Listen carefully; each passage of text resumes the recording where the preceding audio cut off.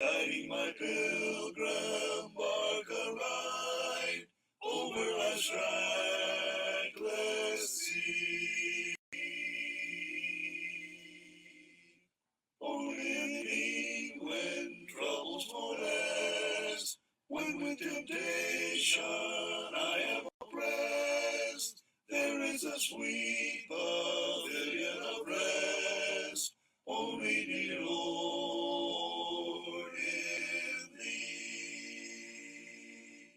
Only in thee when days are drear, when neither sun nor stars appear, still I can trust and feel no fear. Sing when I cannot see. Only in thee, whatever betide, all of my need is freely supplied. There is no hope nor helper beside. Only, dear Lord, in thee. Only in thee, dear Savior slain, losing thy life, my own to gain, trusting I'm cleansed from every stain. Thou art my only plea. Only in thee my heart will delight, till in that land where cometh no night, faith will be lost in heavenly sight. Only, dear Lord, in thee.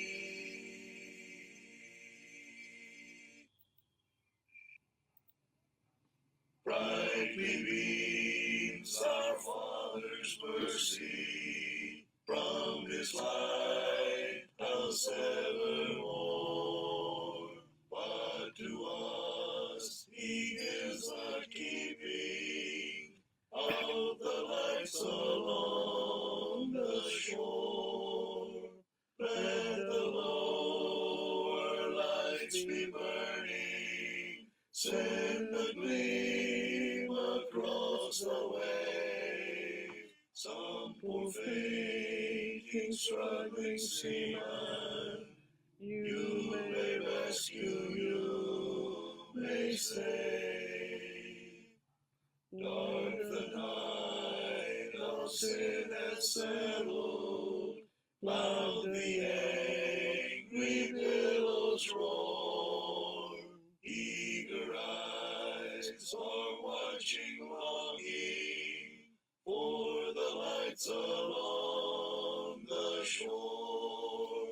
Let the lower lights be burning, send a gleam across the wave. Some poor fainting, struggling seaman, you may rescue, you may save. Tread your feeble lap, my brother, some poor sailor tempest tossed, trying now to make the harbor, in the darkness may be lost. Let the lower lights be burning, send a gleam across the wave. Some poor fainting, struggling seaman, you may rescue, you may save.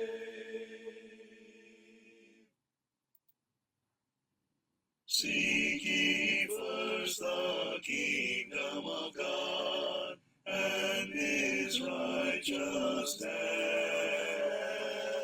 and all these things shall be added unto you. Alleluia, alleluia. Seek ye first the kingdom of God and his righteousness,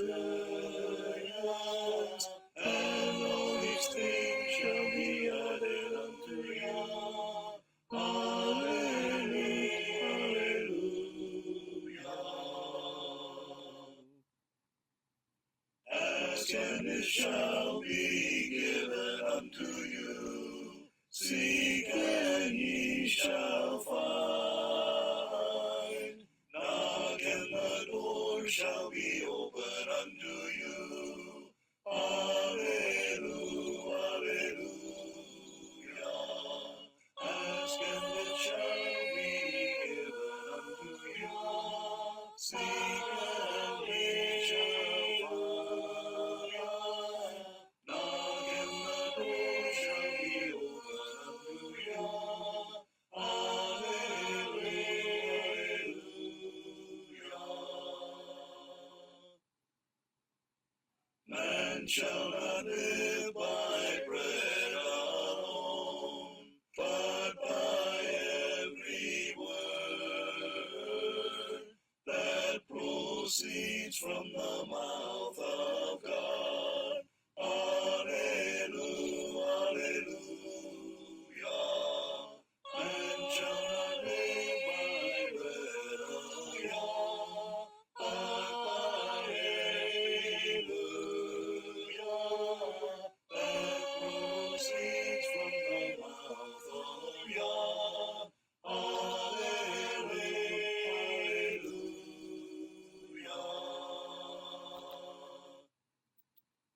Sobra. Magandang gabi mga kapatid. Tayo po ay darako na sa ating pag-aaral po sa gabing ito.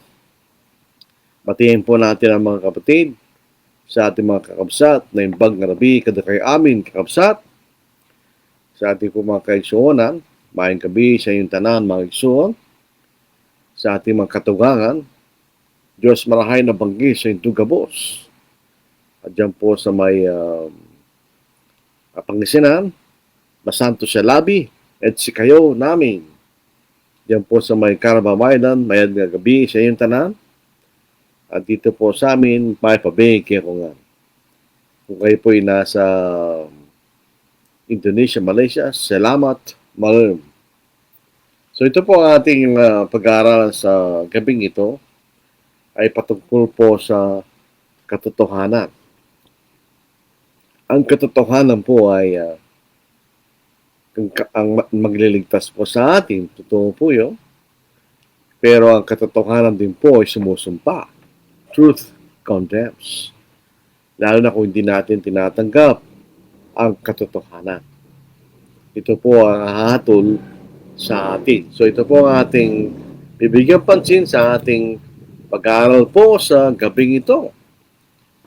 Alam po ninyo ang katotohanan, ang definition po ng katotohanan ay yung totoo. Truth is what is true as opposed to what is false.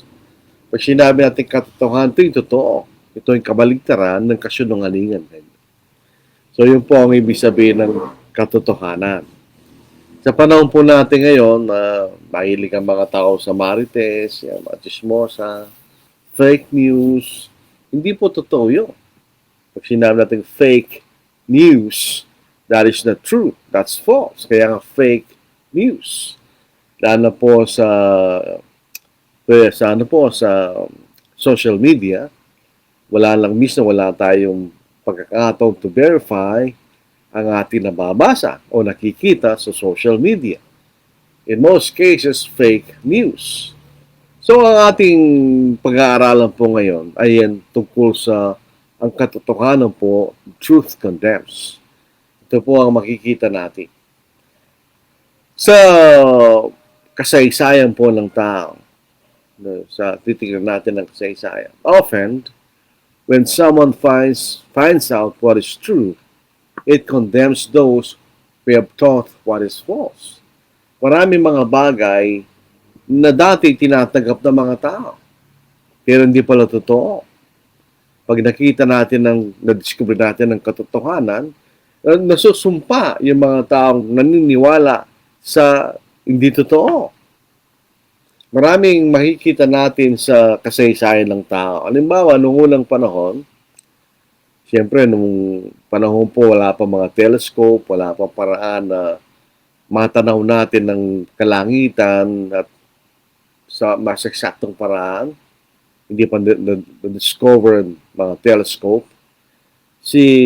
Ang kaniniwala ng mga tao, ang daigdig, ang sentro ng universe. The Earth is the center of the universe. Yun ang kailang paniniwala. Kung nilalagay po natin sa solar system, ang daigdig, yan ang sentro, umiikot ang araw sa kanya, at ang mga planeta ay umiikot sa lupa. Yun ang kanilang paniniwala. Sa mahabang panahon, yun ang kanilang pinaniniwalaan.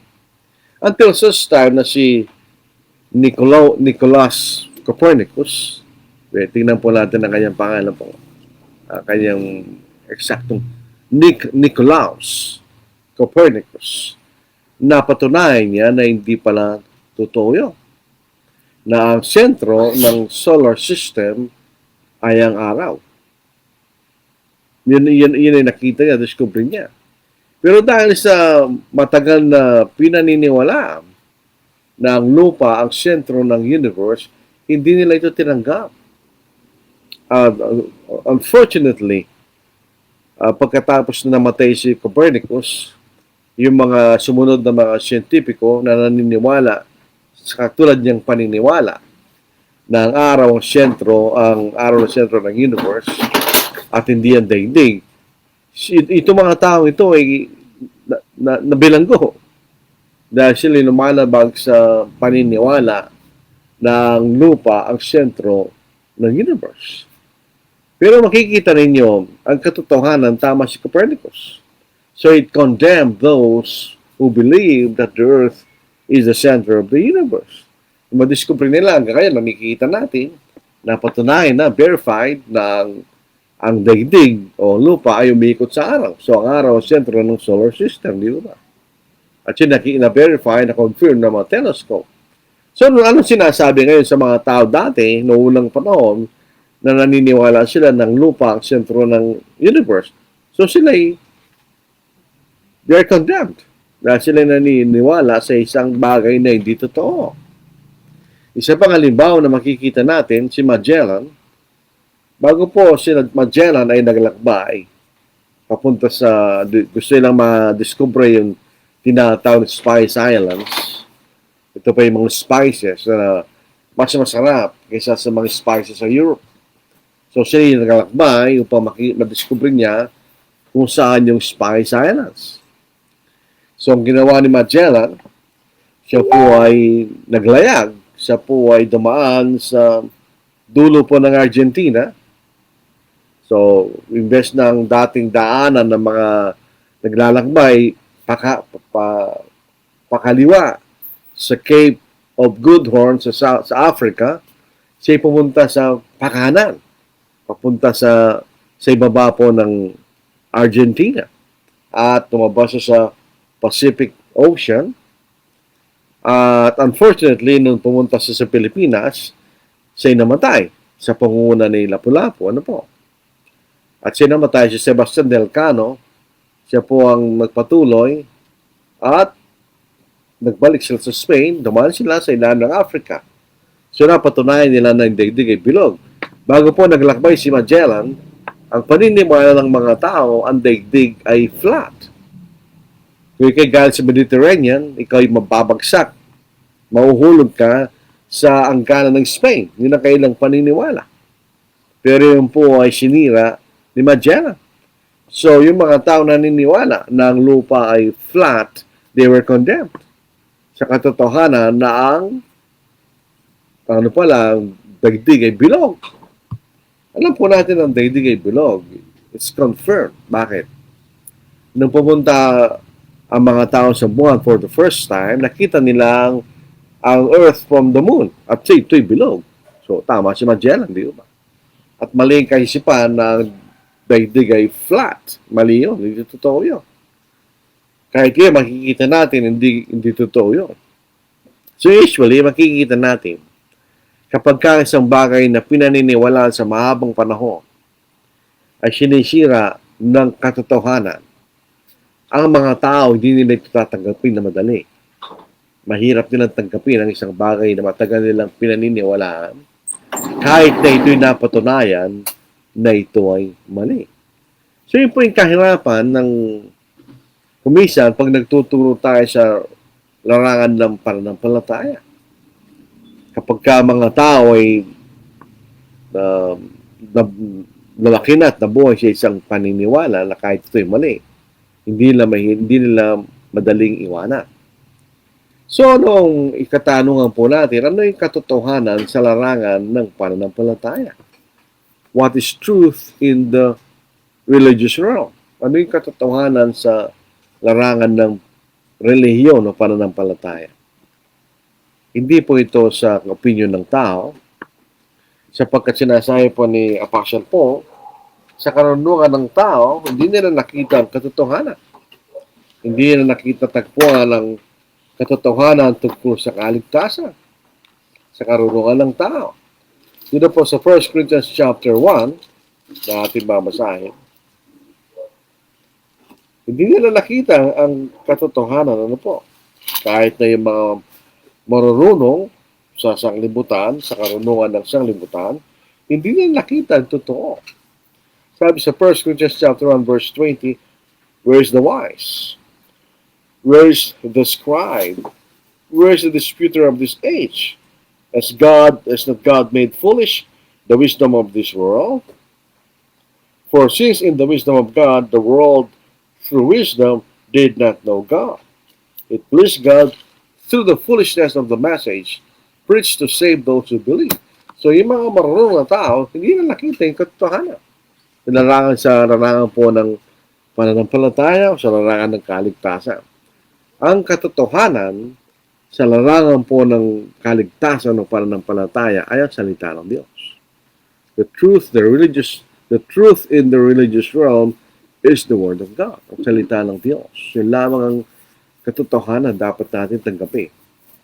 Sa John chapter 17, verse 70, mababasa natin, pabanalin mo sila sa katotohanan, ang salita mo ay katotohanan. Pag sinasabi nating sanctify sa English o pakabanalin o papabanalin sa ating wika, ang ibig sabihin nito ito separate from sin. Tayo po inihiwalay mula sa kasalanan. Ang ibig sabihin ng pabanalin or to sanctify. At ang paraan ng tayo po inihiwalay ng Diyos mula sa kasalanan ay ang salita ng Diyos. At ito ay katotohanan kanya. Sanctify them with your truth. Your word is truth. Sa New King James Version. So, ang katotohanan lamang sa larangan ng pananampalataya ay ang salita ng Diyos. Yun ang totoo dyan, wala nang iba. At ang salita ng Diyos lamang ang magpapalaya sa atin mula sa tali ng kasalanan. Ang kalagayan po ng tao, bago ang Panginoon po ay namatay sa krus, pag ang tao nagkasala, wala sa magagawa. He is condemned by his sin. Dahil hindi niya pwedeng alisin ang kanyang kasalanan. Actually, nung dumating lang ang Panginoon, doon lamang po nagkaroon ng paraan na tayo mapalaya mula sa ating mga kasalanan. At ito ang mensahe ng salita ng Diyos. Only the Word of God will set us free from sin. Yung salita lang ng Diyos na magpapalaya sa atin mula sa kasalanan. At ito rin po ibinanggit ng ating Panginoon sa John chapter 8 verse 32. At niyong malalaman ng katotohanan at ang katotohanan na magpapalaya sa inyo. Ay niyong malalaman ng katotohanan itong salita ng Diyos. Ito ang ebanghelyo ng ating Panginoon. Sa 1 Peter chapter 1, maliwanag po yan ang tinuran ni Apostle Peter. Basahin po natin. Sa 1 Peter chapter 1, verse 24 or 23 hanggang 25. Having been born again, not of corruptible seed, but incorruptible, through the word of God which lives and abides forever. Because all flesh is as grass, and all the glory of man as the flower of the grass. The grass withers, and its flower falls away. But the word of the Lord endures forever. Now, this is the word which by the gospel was preached to you. So, ibig sabihin, ang salita ng Diyos, ang katotohanan, ang magpapalaya sa atin mula sa kasalanan. Pasinin po natin, katulad ng binanggit natin kanina, na sa panahon ni Copernicus, na-discover niya na ang araw ang sentro ng solar system at hindi ang lupa o earth. Hindi tinanggap yan sa madaliang panahon. Sabi nga po natin, yung mga scientists pagkatapos ni Copernicus na naniniwala sa parehong paniniwala, sila po binalanggo, they were persecuted. Dito po sa kasaysayan ng kaligtasan, ganun din. The prophets of the Old Testament who preached against the sins of the people were persecuted. Yung mga propeta sa Old Testament na nagsasalita ng katotohanan laban sa kasalanan ng mga tao sa panahon na yon, sila po'y pinagusig at sila'y pinatay. Ito ang mensahe ni Stephen o Esteban sa Acts chapter 7, di ba? At sa conclusion ng kanyang pangangaral, sa verse 51, ito sinabi ni Stephen o Esteban, kayong matitigas ang ulo at hindi tuli at ang puso't mga tainga, kayo laging sumasalungat sa Espiritu Santo. Kung ano ang ginawa ng inyong mga ninuno, ay gayon din ang ginagawa ninyo. Alin sa mga propeta ang hindi inusig ng inyong mga ninuno? Kanilang pinatay ang mga nagpahayag noong una tungkol sa pagdating ng matuwid. At ngayon kayo naging kanyang mga tagapagkanulo at mamamatay tao. Kayo tumanggap ng kautusan ay sa pangasiwa ng mga anghel at hindi niya tinupad kanya. So, ang mga Hudyo ang pinagkatiwala ng Diyos sa salita sa panahon nila. Pero hindi nila tinupad ang mga hula tungkol sa ating Panginoon na kailang tagapagligtas. Yung mga propeta na nagsabi sa mga bagay na iyon, sila'y pinatay at pinag-usig kanya. Hindi tinanggap. Bagamat ito ay katotohanan. So, pansinin niyo ang pinupuntahan ng ating pag-aaral. Pagka isang bagay ay katotohanan at ito'y tumataliwa sa matagal ng paniniwala ng mga tao, hindi nila ito kagad tatanggapin o hindi nila tatanggapin. Sa maraming pagkakataon, yung mensahero o yung messenger, ito'y kailang pinag-uusig kung hindi nila pinapatay. Sa panahon ng ating Panginoon, ganun din ang kanyang ginawa. Tinuro niya yung katotohanan. Jesus taught the truth. In so doing, it challenged the teachings of the Sadducees and the Pharisees. Kanya pong nilabanan ang katuruan ng mga Sadduceo at ang mga Pariseo na dinagdagan nila ang kautusan ni Moises ng kailang tinatawag na tradisyon. Kaya sila nagalit sa ating Panginoon. Dahil ba yung pagtingin ng mga tao tungkol sa ating Panginoon hinggil sa kanyang pangangaral. Sabi niya, he thought as that with authority kanya. Siya nagturo ng may kapamahalaan, otoridad, hindi katulad ng mga Sadduceo at mga Pariseo. Dito sa Mateo chapter 15 verse 1, hanggang dito po sa verse 14, basahin natin. Ito ang ating mababasa. Pagkatapos ay lumapit kay Jesus ang mga Pariseo at mga eskriba na nanggaling sa Jerusalem at sinabi nila, bakit lumalabag ang yung mga lagad sa tradisyon ng matatanda? Hindi sila naguhugas ng kailamang kamay bago sila kumain ng tinapay. Sumagot siya sa kanya at sinabi, bakit lumalabag naman kayo sa utos ng Diyos dahil sa inyong tradisyon? So, yung paghuhugas ng kamay bago kumain, wala namang masama doon. Pero ito'y ginawang batas ng mga Hudyo. Dinagdag nila sa kautusan ni Moises. Hindi ito kautusan ng Diyos. Ito'y kailang tradisyon kanya. Eh, sagot ng Panginoon, bakit lumalabag naman kayo sa utos ng Diyos dahil sa inyong tradisyon? Kumisa lang, kahit sa mga kapatid, nagkakaroon sila ng tradisyon. Nakagawian nilang gawin. Pero ito'y lumalabag sa salita ng Diyos. Ganito ang nangyari sa panahon ng mga Pariseo at mga Eskriba. Sapagkat sinabi ng Diyos, igalang mo ang iyong ama at ang inyong ina. Pansinin po natin kung tayo po ay nag-aaral sa salita ng Diyos. Tayo maingat na nag-aaral. Malalaman natin salitang honor your father and your mother includes financial support. Yung salitang igalang, ito'y nangahulugan di lamang yung respect, but financial support. Kaya yung sinasabi, honor the widows indeed, yun po, it includes financial support. So, ano sabi rito? Igalang mo yung ama at ang iyong ina, at ang magsalita ng masama sa ama o sa ina ay dapat mamatay. Ngunit sinasabi ninyo na sino man magsabi sa kanyang ama o sa kanyang ina, anumang pakikinabangin mo mula sa akin ay pinagkaloob ko na sa Diyos. Ang taong yon ay hindi na kinakailangan kumalang pa sa kanyang ama. Kaya pinawalang sa isa ninyo ang salita ng Diyos dahil sa inyong tradisyon. Ang sinasabi rito, yung perang dapat ibigay sa mga magulang, ibinigay na sa Diyos. Kaya sabi nila, hindi ka na kailangan tulungan kanya. Dahil yung pera na dapat itulong ko sa iyo, ay binigay ko na sa Diyos.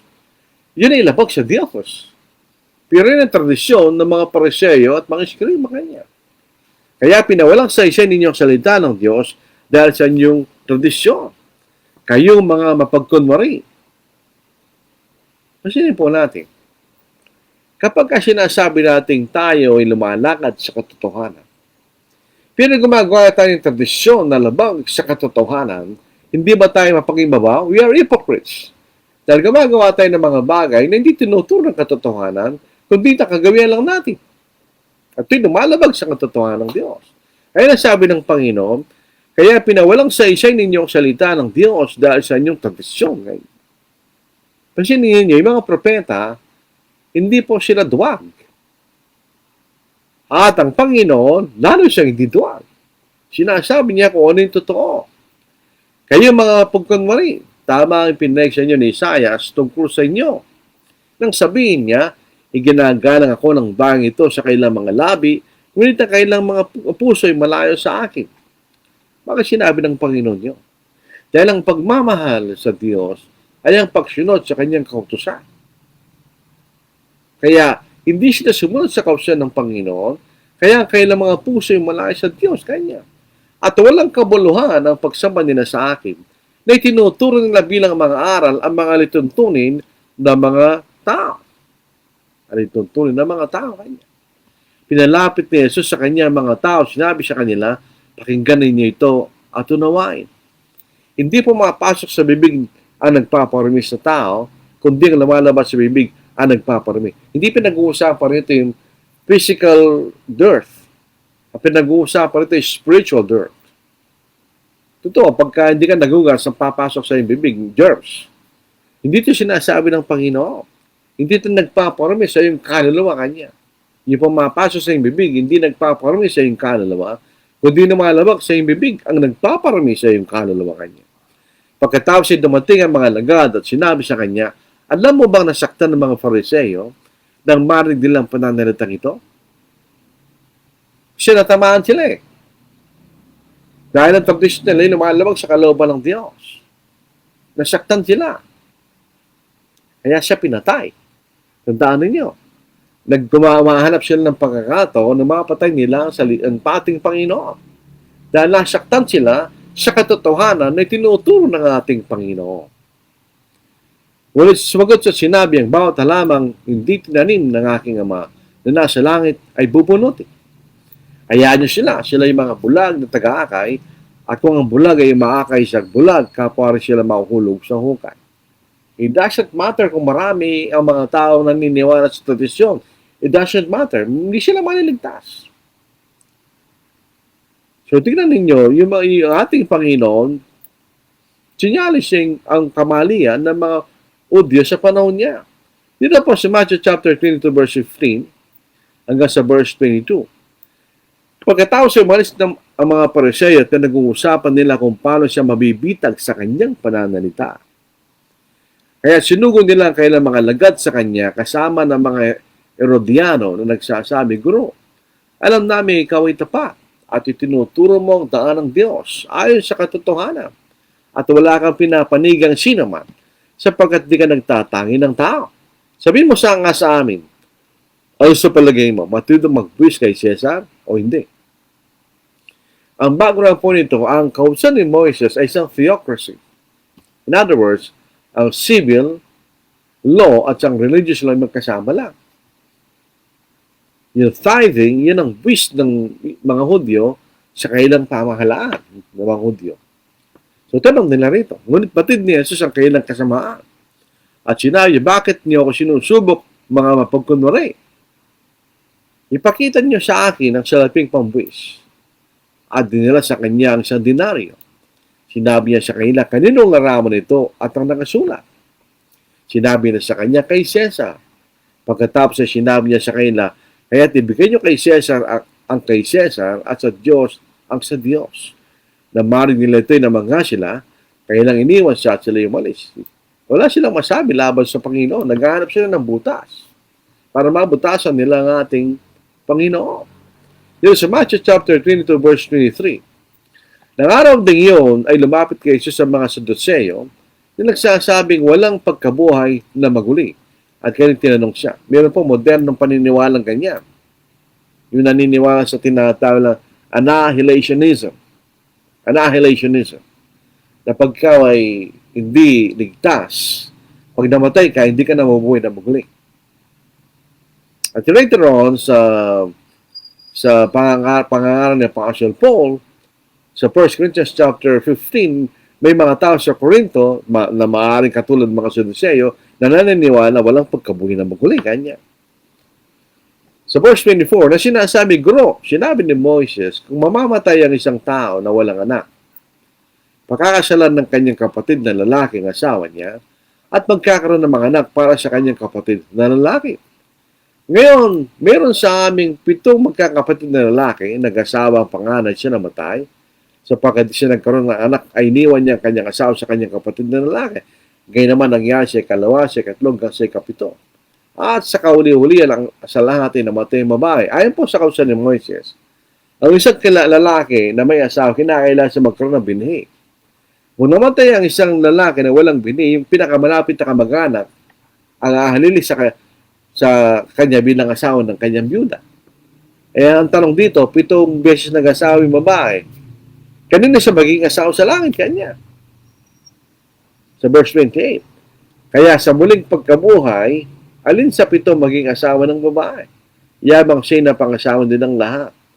Ang pagtatanong ng mga Saduceo na ito ay hindi totoo. Dahil bakit yung natatanongin yun na hindi naman nila pinaniniwalaan? Sa verse 29, sabagot si Jesus, sinabi siya kanila, nagkakamali kayo sapagkat hindi niyo nalalaman ang mga kasulatan o kapangyarihan ng Diyos. Hindi ang batikang mangaral ang saligan ng katotohanan, kundi kung anong sinasabi ng banal na kasulatan. Kahit ano pang sinasabi ng isang batikang mangaral, kung hindi ito yung totoo, hindi natin dapat paniwalaan yung batikang mangaral na yun. Ang dapat din ng datan nating paniwalaan ay kung ano yung totoo. Ganun nyo? Nagkakamali kayo sapagkat di na nalalaman ng mga kasulatan o ang kapangyarihan ng Diyos. Sapagkat sa muling pagkabuhay ay hindi sila nag-aasawa o pinag-aasawa pa, kundi sila'y tulad sa mga anghel sa langit. At tungkol sa muling pagkabuhay ng mga patay, hindi ba ninyo nabasa ang sinabi sa inyo ng Diyos? Ako ang Diyos ni Abraham, ang Diyos ni Isaac, at ang Diyos ni Jacob. Siya hindi Diyos ng mga patay, kundi ng mga buhay. Na marinig ito ng napakaraming tao na manghasla sila sa kanyang araw. Unfortunately, itong mga maraming tao na ito na naniwala sa Panginoon na mga sila na nagsabi na ipaakop siya sa krus. Hindi ko tingnan yung mga tao doon. So sa panahon ng ating Panginoon, ang mga kaaway niya ay naghahanap ng dahilan para magkaroon sila ng bagay na iparatang sa ating Panginoon. Dito sa Matthew chapter 12 verse 14. Ngunit umalis ang mga Pariseo, nagpulong laban sa kanya kung paano siya pupuksain. Tingnan niyo, hanggang sa panahon na naganap sila ng mabulang mga saksi para ang ating Panginoon ay mapako sa krus. Dahil po sa ganitong katayuan ng Panginoon, na nagtuturo siya ng katotohanan at sina-challenge niya ang paniniwala ng mga tao sa panahon niya na hindi naman totoo, ang sanglibutan ay kinapuotan ng Panginoon. The world hated the Lord. Yung salitang world dito, yung sanglibutan sa panahon niya, yung mga Hudyo. The Jews hated the Lord. At ito ang sinabi ng Panginoon sa John chapter 15, itong sabi niya, sa verse 18, kung makikita natin. Kung kayo kinapupuotan ng sanglibutan, ay alamin ninyo na ako muna ang kinapuotan nito bago kayo. Ito expect po natin. When we preach the truth, those who oppose us will hate us. Kapupuotan nila tayo pag tayo nagsasabi ng totoo. Katulad ng kinapuotan ng sanglibutan ng ating Panginoon sapagkat siya nagtuturo ng totoo. The world hates anyone who teaches the truth and challenges them. Kapupuotan yung taong yun na nagtuturo ng katotohanan at tinalabanan niyang kamalian. Kapupuotan yung taong yun. Katulad ng ating Panginoon. So John 17 verse 14, ibinigay ko sa kanila yung salita at napon sa kanilang sanglibutan. Sapagkat hindi sila taga-sanglibutan, gaya ko naman na hindi taga-sanglibutan. Yung mga Kristiyano, we are not of the world. We are in the world, but not of the world.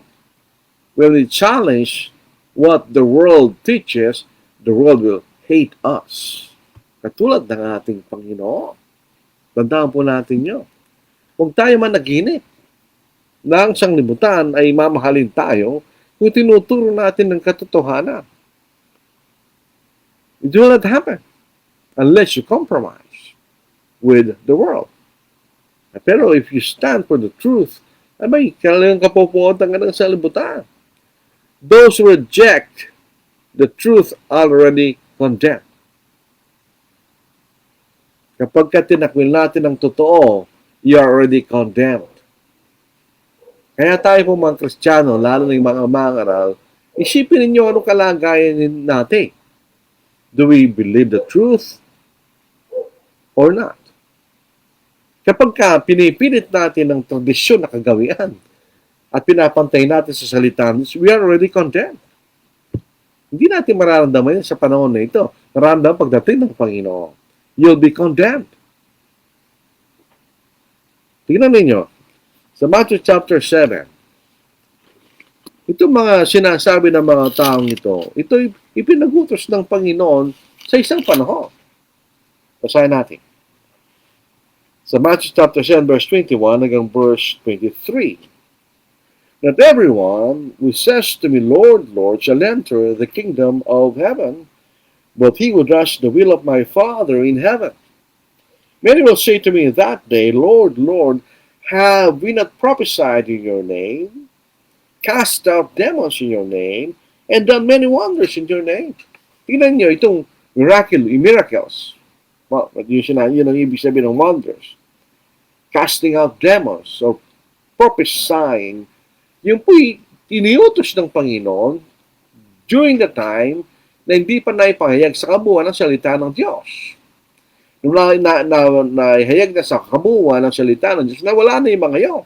Pero may mga tao na naging tradisyon nila yun at pinagpatuloy nila. At may mga paniniwala sa panahon natin ngayon na ginagawa nila yun. Ano sabi ng Panginoon? And then I will declare to them, I never knew you, depart from me, you practice lawlessness. Hindi yan kautusan ng Diyos kanya. Nalis ko na yan kanya eh. Tingnan nyo? Sa John chapter 3 verse 17, those who reject the truth are already condemned. Sa John 3:17, maliwanag po yan, sumusunod. Sapagkat hindi sinugo ng Diyos ang anak sa sanglibutan upang hatulan ng sanglibutan. Yung unang pagdating ng Panginoon, He is not to condemn the world, but to save the world. Ang mission niya, ligtas ang sanglibutan, hindi hatulan ng sanglibutan. Ang sumasampalataya sa Kanya, hindi hinahatulan, ngunit ang hindi sumasampalataya ay natulan niya. Pansinin niyo yung mga salita. Ang sumasampalataya sa Kanya, yun nagpapatuloy na sumasampalataya sa Kanya. Ngunit ang hindi sumasampalataya ay nagpapatuloy na walang pananampalataya sa kanya ay natulan na, sapagkat hindi siya sumasampalataya sa pangalan ng tanging anak ng Diyos. Maganda yung Tagalog version dito. Saving faith is a continuous faith. Ito yung nagpapatuloy na pananampalataya. Yun ang nagliligtas na pananampalataya. Ito yung nagpapatuloy na pananampalataya. Sa verse 9, ito ang kahatulan na naparito ang ilaw sa sanglibutan at tinibig pa ng mga taong kadiliman kaysa ilaw sapagkat ang kailang gawa ay masasama. Sapagkat ang bawat isa na gumagawa ng masama ay napupot sa ilaw at ang hindi na malapit sa ilaw upang kanyang magawa ay huwag malantad. Ngunit ang gumagawa ng katotohanan ay lumalapit sa ilaw upang malinaw na mahayag ng kanyang magawa ay naayon sa Diyos. Kanya. So, sabihin, yung mga hindi tumatanggap sa katotohanan at nagpapatuloy siya hindi pagtanggap sa katotohanan are already condemned. Kaya yung nagtatanong sa atin, paano yung mga hindi nagkaroon ng pagkakataon na mapakinggan ng Ebanghelyo? O ito ba? Sila nagpapatuloy siya, hindi paniniwala. So they are already condemned. Di ba? Well, hindi responsibilidad ng Diyos yun. Responsibilidad ng tao yun. Ang responsibilidad ng Diyos, ginawa na niya. Sinugo niya kanyang bugtong anak, namatay, para sa ating mga kasalanan. Sinabuhin na maguli. Ginawa na ng Diyos yun. So, bahala na yung tao na makita niya yun. Sa John 16, verse 7, at pagpapatuloy, ngayon may sinasabi ko sa inyong katotohanan. Makabubuti sa inyo na ako'y umalis. Sapagkat kung hindi ako aalis, ang mga aliw ay hindi darating sa inyo.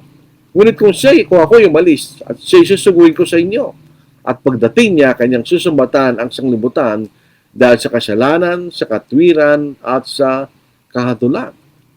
Tungkol sa kasalanan, sapagkat hindi sila sumampalataya sa akin. Sa Acts chapter 2, yun ang pangangaral ng mga apostol. They condemn the Jews. Bakit? Dahil di sila sumampalataya sa Panginoon.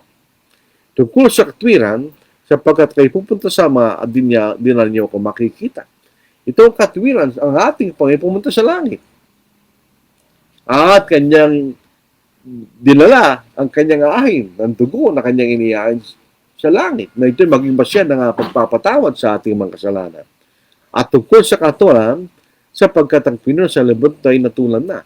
Nung napako sa krus ang ating Panginoon, na walang saysayang kapangyarihan ng Diablo. So, yun ang sinasabi ng Panginoon. So, yun ang katotohanan kanya. Hindi natin tatanggapin yan, ay natulan ka na kanya. You are already condemned. Pag hindi natin tinanggap kung ano yung katotohanan.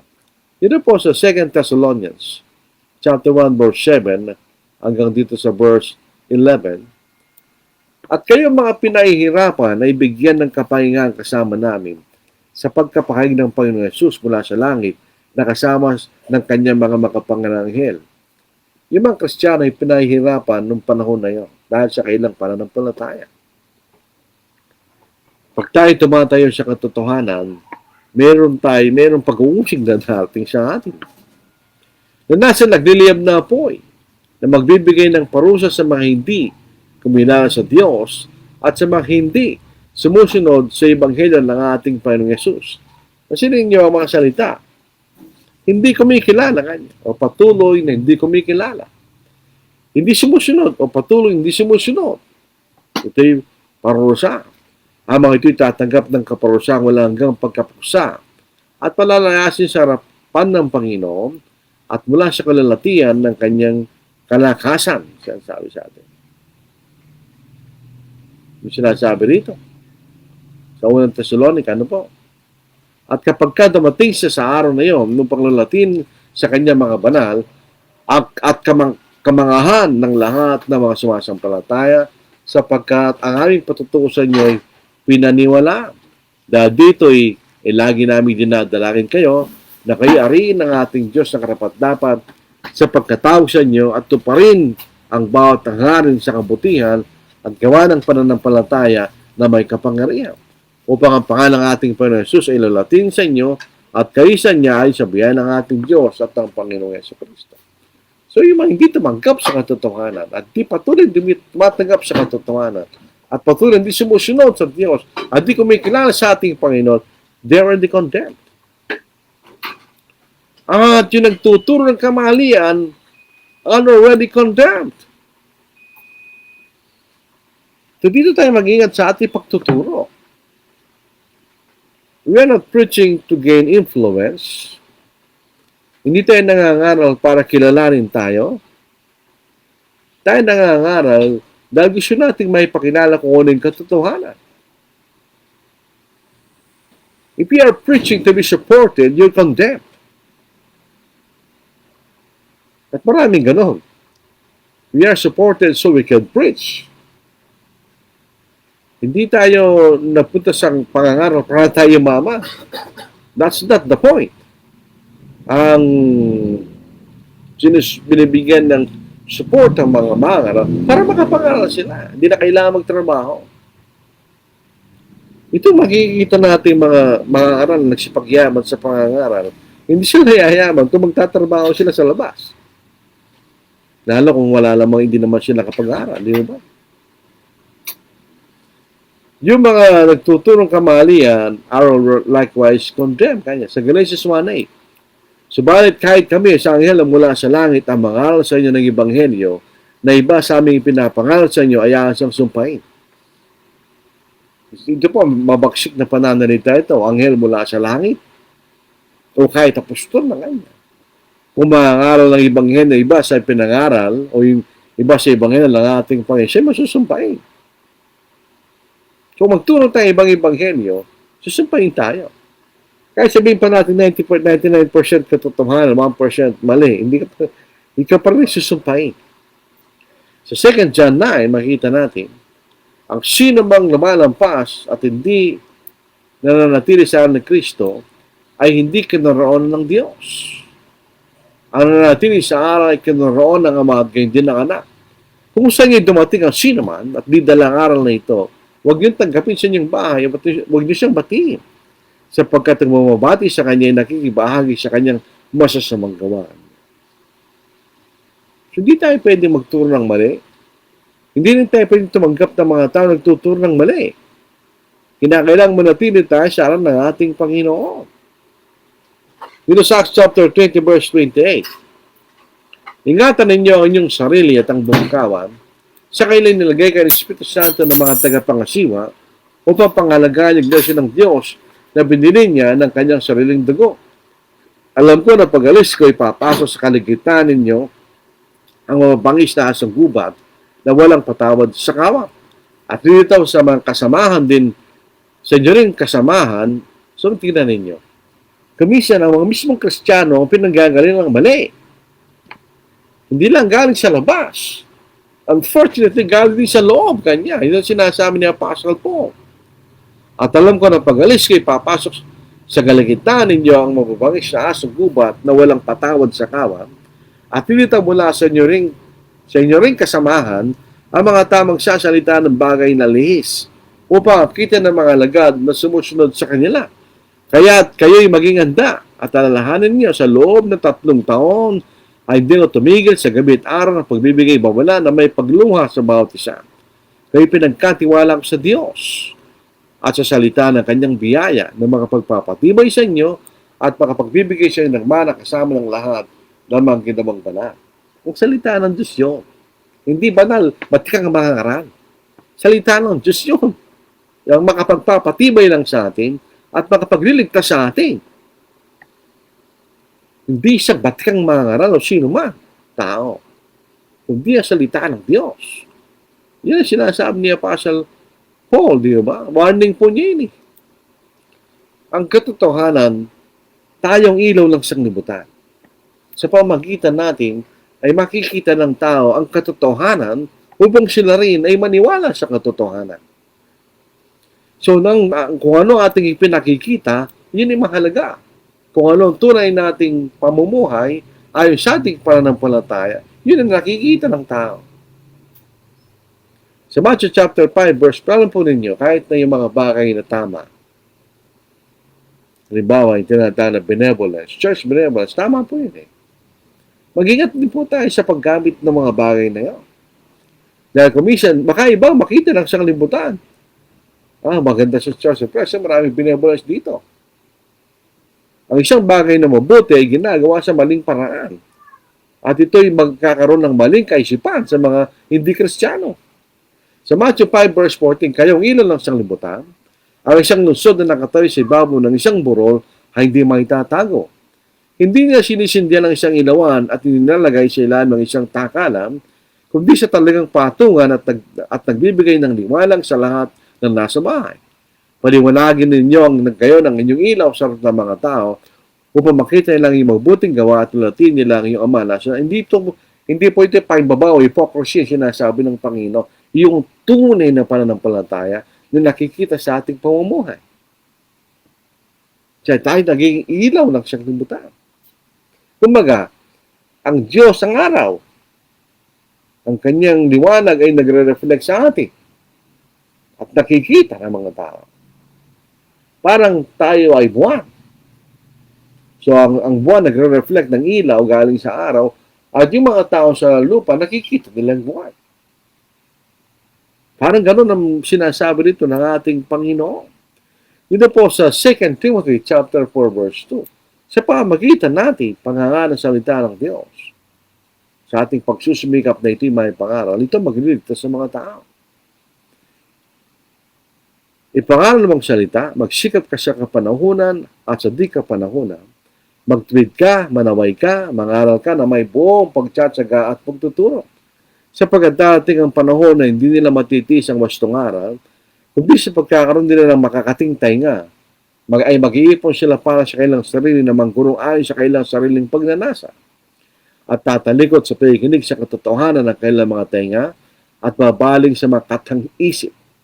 Ngunit ikaw ay maging matino sa lahat ng mga bagay, magtiis ka sa mga kahirapan. Tingnan po niyo ito. Magtiis ka sa mga kahirapan ganyan.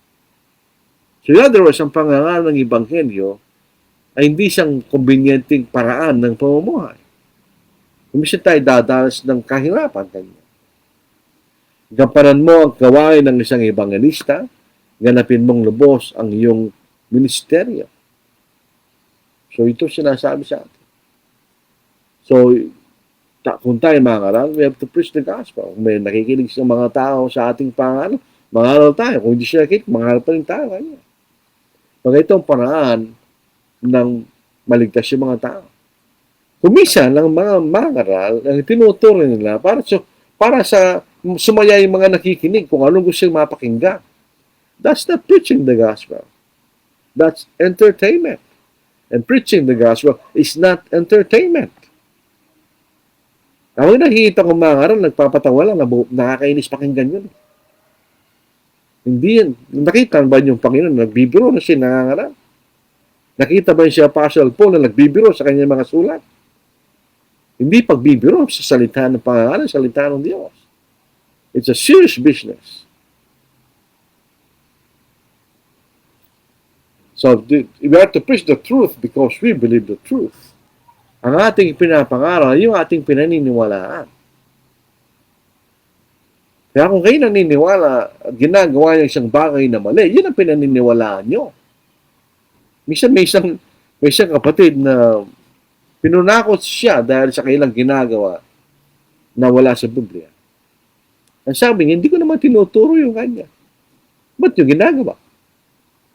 Paano nalaman ng mga kapatid ang bagay niya kung hindi mo tinuro? Di ba?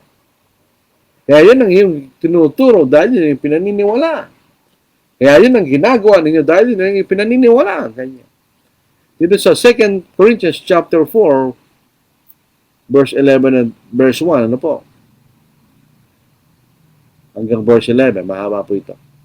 Dahil dito sa pagkakaroon namin na ministeryong ito sa pamagitan ng aming tinanggap na habag, kami ay hindi pinanginginahan ng loob, kundi tinatakwin namin ang mga kaihiyang bagay na nakatago. Kami tumatangging gumawa ng katusuhan o gamitin sa pandaraya ang salita ng Diyos. Ito po ay isang warning sa ginagamit ng pangalan ng salita ng Diyos para sila yumaman. Warning yan, di ba? Para natin ginagamit sa pandaraya ang salita ng Diyos sa ating kapakinabangan. Ngunit sa pamagitan ng pagpapahayag ng katotohanan ay pinakikilala namin ang aming sarili sa bawat budhi ng mga tao sa harapan ng Diyos. Kahit ang aming ebanghelyo ay natatakluban nga pa, ito ay may talukbong lamang sa mga napapahamak. Kanilang kalagayang binulog ng Diyos ang sanglibutan ito ang pag-iisip ng mga hindi mananampalataya upang huwag nila makitang liwanag ng ebanghelyo ng kalalitan ng Kristo at siyang larawan ng Diyos, sapagkat hindi namin ipinapangalan namin sarili Kanya. Yung ibang mga kanal, pinapangalan nila sarili nila. Hindi ang ating Panginoon, kundi si Kristo bilang Panginoon. At kami yung mga lingkod dahil kay Kristo. Sapagkat ang Diyos na nagsabi, mangniningning ang ilaw sa kadiliman na siyang tumatanglaw sa iyong mga puso upang magbigay liwanag sa pagkakilala sa kalalatian ng Diyos sa mukha ni Jesucristo. Ngunit taglay namin ang kayamanang ito sa mga sisitang lupa upang ipakita ng umaapaw na kapangyarihan mula sa Diyos at hindi mula sa amin. Sa bawat panig ay pinagmamalupitan kami, subalit hindi natutulog, nalilito, subalit hindi nawawalan ng pag-asa. Pinag-uusig, subalit hindi pinababayaan. Inilulugbok, subalit hindi napupuksa. Na lagi tinataglay sa katawan ang kamatayan ni Jesus upang ang buhay ni Jesus ay mahayag din sa aming katawan. Sapagkat kami nabubuhay, ay laging binibigay sa kamatayan dahil kay Jesus upang ang buhay ni Jesus ay mahayag sa laman na may kamatayan. At sabi ni Pablo, we believe and therefore we speak. So yun makikita natin mga kapatid. We believe and therefore we preach. We preach the truth because we believe the truth. Yan ang ating pinaniniwalaan. So kung iba yung ginagawa ninyo, yun ang inyong pinaniniwalaan. Hindi ang salita ng Diyos. Maraming mga taong gano'n, kahit mga Kristiyano, meron silang ginagawang hindi tama, they justify it. Hindi nila pinatutunayan sa pamagitan ng salita ng Diyos. Abay, paano yun? Marinig na, hindi mo pinagbabawal eh. Hindi natin pinag-uusapan pinagbabawal. Ang pinag-uusapan natin kung ano sinasabi ng Biblia o anong pinag-uutos ng ating Panginoon. Meron ba tayong otoridad sa mga bagay na ating ginagawa? Minsan, sa hindi natin malamang kadahilanan, people will compromise. Hindi sila titindig sa totoo. They will compromise. Compromising with error will destroy the truth. Tandaan po natin yan. When we compromise with error, the truth is destroyed. Nasisira ang kapangyarihan ng katotohanan. When we compromise sa mali. Dito sa Jeremiah chapter 6, verse 13 hanggang verse 15. Sapagkat mula sa pinakamalit sa kanila hanggang sa pinakamalaki sa kanila, ang bawat isa ay sakim sa pinagkakakitaan. Sounds familiar? At mula sa propeta hanggang sa pariman, bawat isa ay gumagawang may pangniling lang. Kailang pinagaling ng bagyang sugat ng aking bayan na sinasabi, kapayapaan, kapayapaan. Gayon may wala namang kapayapaan. Sila ba'y nahiya dahil sa ginawa nilang karamalduman? Hindi kailanman hindi sila nahiya. Kung paano namula ang pisngi, hindi nila alam. Sapagkat sila'y mabubuwal na kasama ng mga nabubuwal. Sa panahon na sa akin sila'y parurusahan, sila'y babagsak, sabi ng Panginoon. So compromise will destroy the truth. Pero mga kapatid, kailangan nating ipangalan ng totoo. Kailangan katulad natin si Jeremiah.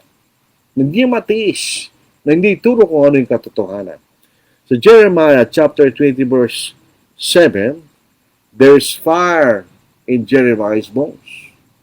Ang salita ng Diyos ay parang apoy sa kanyang buto. Kailangan niya sabihin. Kung meron kang apoy sa iyong buto, mararamdaman mo yun. Kailangan niya sabihin kanya.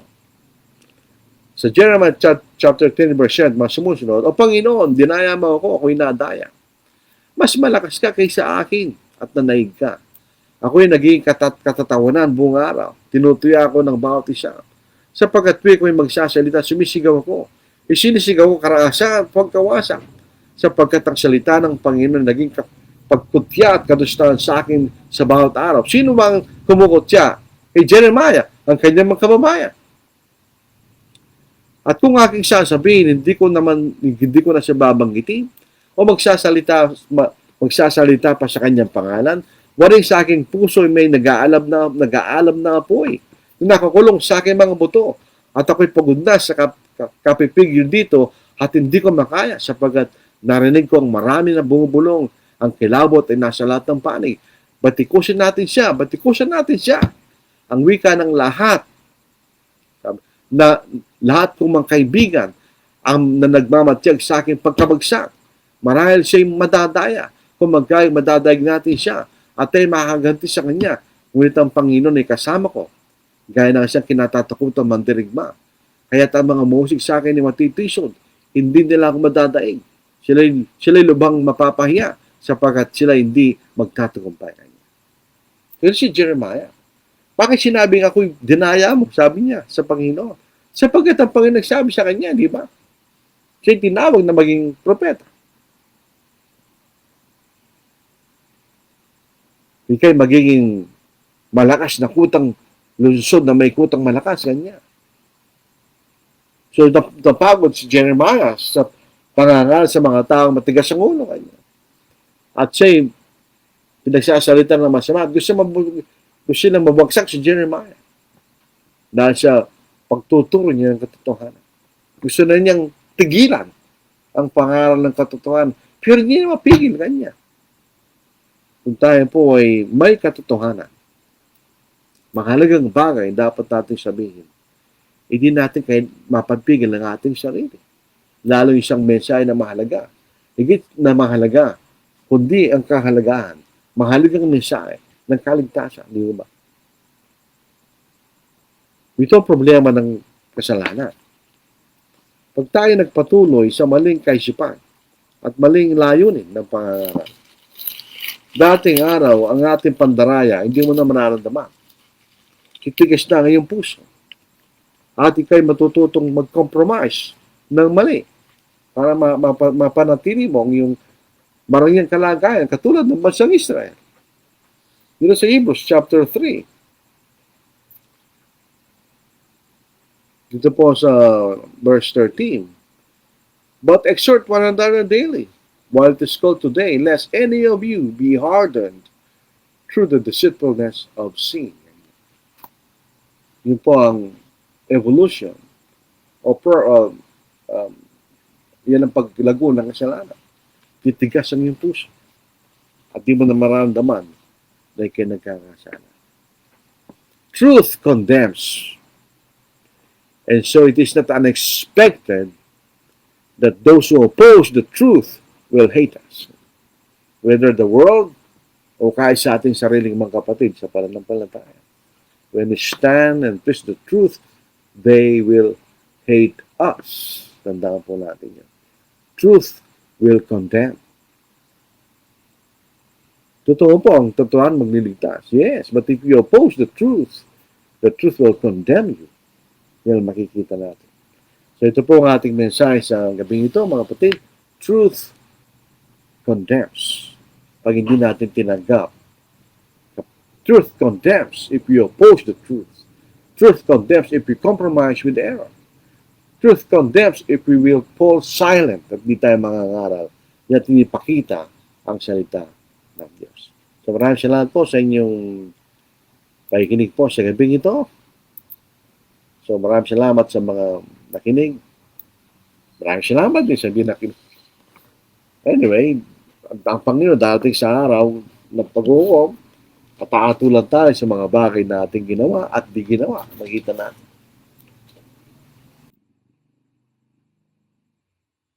There is coming a day when no heartaches will come, no more clouds in the sky, no more tears to dim the eye.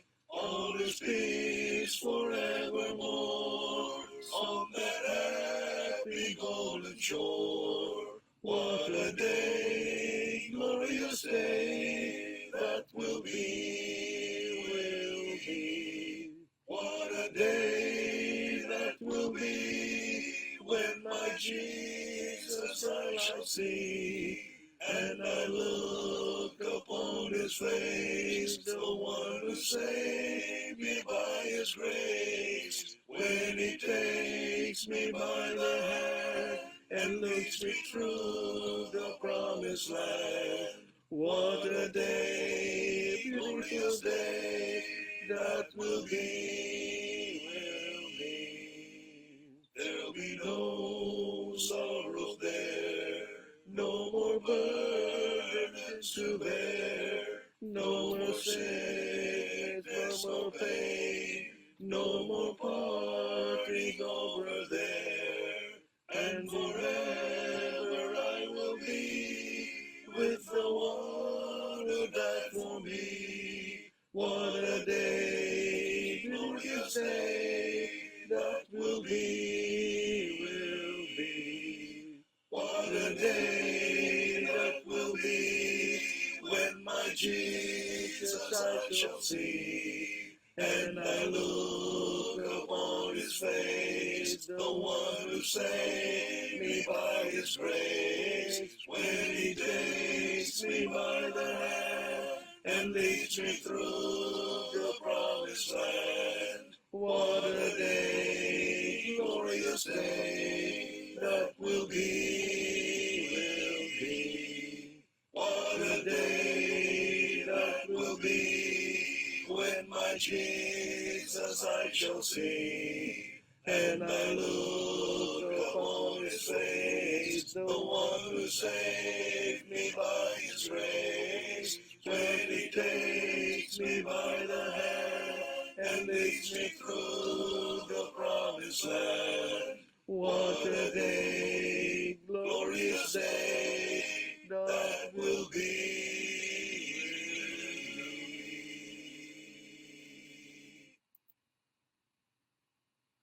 Our hearts ache with grief as we say goodbye. We shall meet someday, where no sorrow or tears ever dim the eye. We shall meet someday.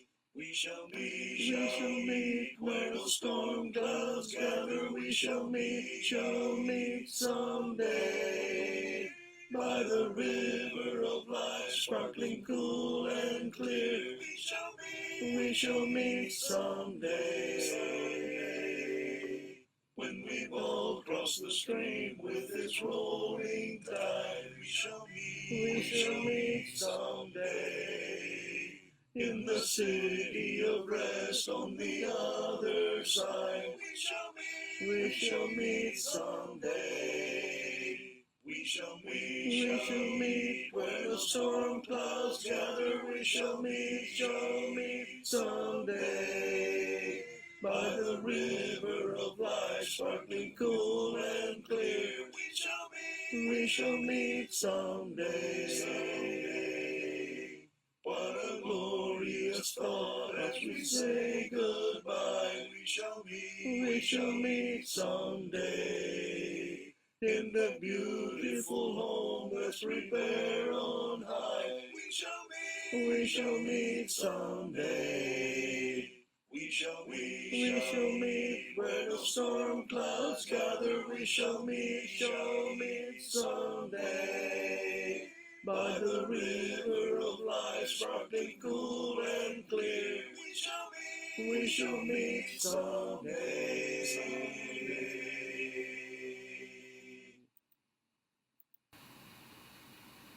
Tingnan po natin ang mga nagbigay ng comments. Leonito Torolisa, na ibang ganabi kada kay amin kakabsat. Anong sibilang sa'yo, magandang gabi sa inyong lahat mga kapatid.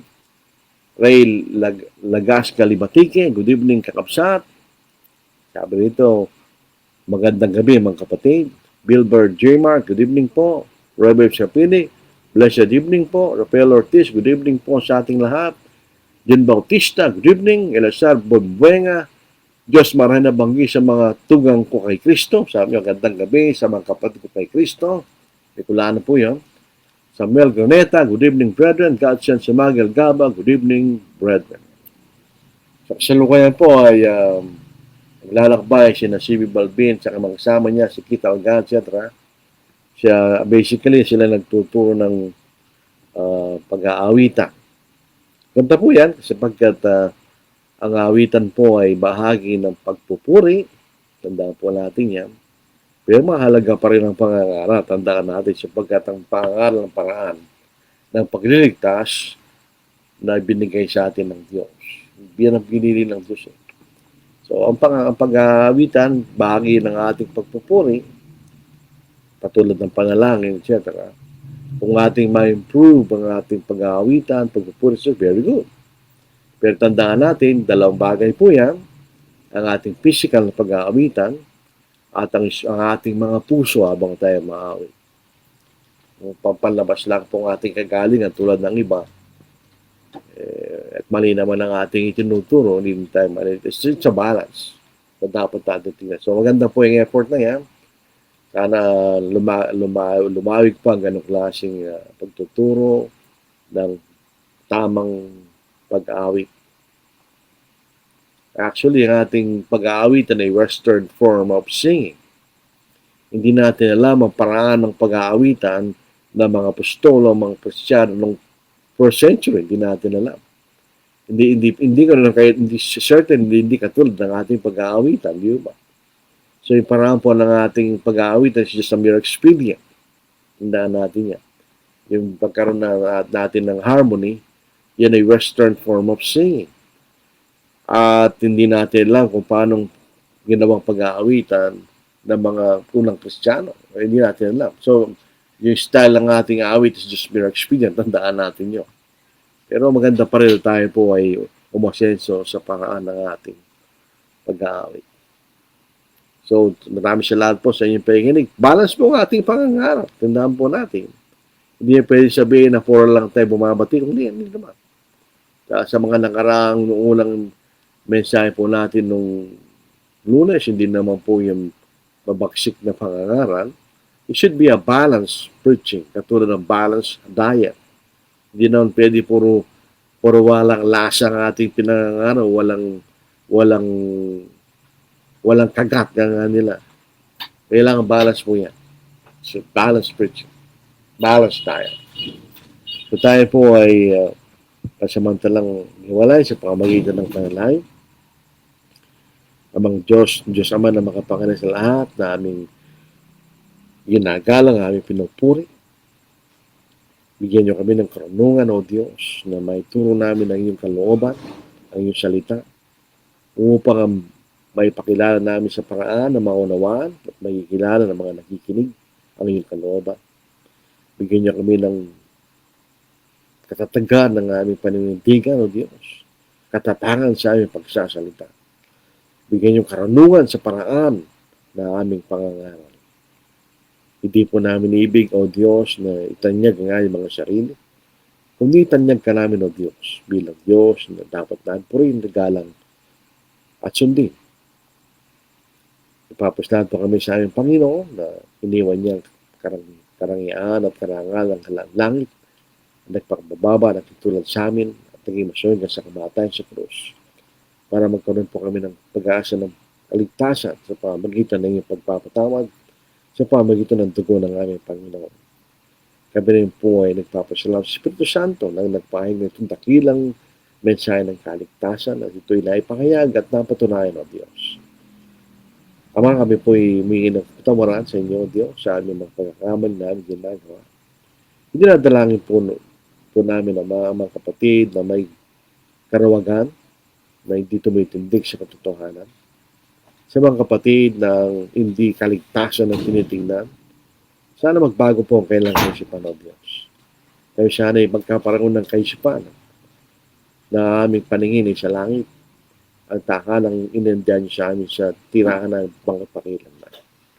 Dinadalangin namin na aming pamahalaan, Diyos, upang manatiling kapayapaan sa iyong bansa.